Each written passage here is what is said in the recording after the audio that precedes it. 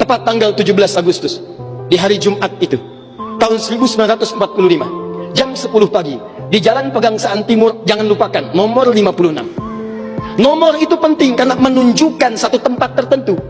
Kalau cuma jalannya saja, berarti, maaf ya, proklamasi berlangsung di jalan.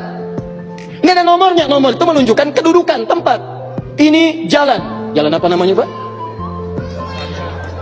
Kistu Kencana, ya. Wistu Kencana Timur, nomor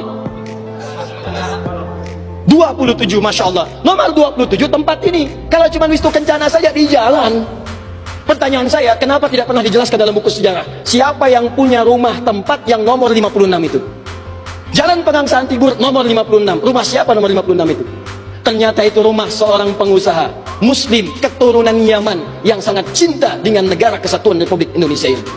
Beliau mewakafkan rumahnya untuk kemerdekaan bangsa Indonesia. Namanya Syekh Faraj bin Marta. Mewakafkan rumahnya untuk proklamasi kemerdekaan Republik Indonesia. Insinyur Soekarno datang ke situ dalam keadaan masih lemas. Ada kemudian penyakit dalam tubuhnya, maka diberikan oleh beliau madu Yaman di malam harinya.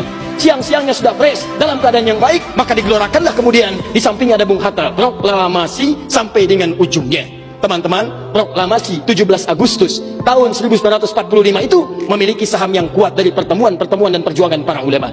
Karena itulah teriakan takbir yang digelorakan oleh Bung Tomo dari Surabaya itu, Allahu Akbar, Allahu Akbar. Terjemahan takbir itu kalau diterjemahkan dalam bahasa Indonesia adalah Allah yang maha besar, Allah yang maha kuasa. Kalimat Allah yang maha kuasa itu Negara Kesatuan Republik Indonesia mengapresiasi dan menanamkan dalam undang-undangnya. Baca pembukaan Undang-Undang Dasar. Atas berkat rahmat Allah yang maha kuasa. Kalimatnya Allah, tidak ada yang lain lagi. Atas berkat rahmat Allah yang maha kuasa, dan dengan didorongkan oleh keinginan luhur. Jadi keinginan luhur itu diletakkan di akhir setelah Allah yang maha kuasa. Karena dari dulu itu memang punya keinginan luhur, pengen merdeka, tapi belum dapat.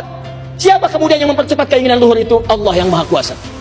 Atas berkat rahmat Allah yang maha kuasa, dan dengan didorongkan oleh keinginan luhur, maka rakyat Indonesia menyatakan dengan ini kemerdekaannya.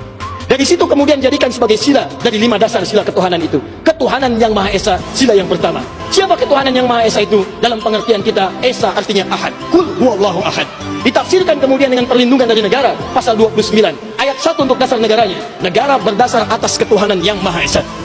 Karena itu kalau di bumi Indonesia ini ada orang-orang yang anti Tuhan, ada orang-orang yang menolak ketuhanan, sesungguhnya dia sedang melanggar undang-undang.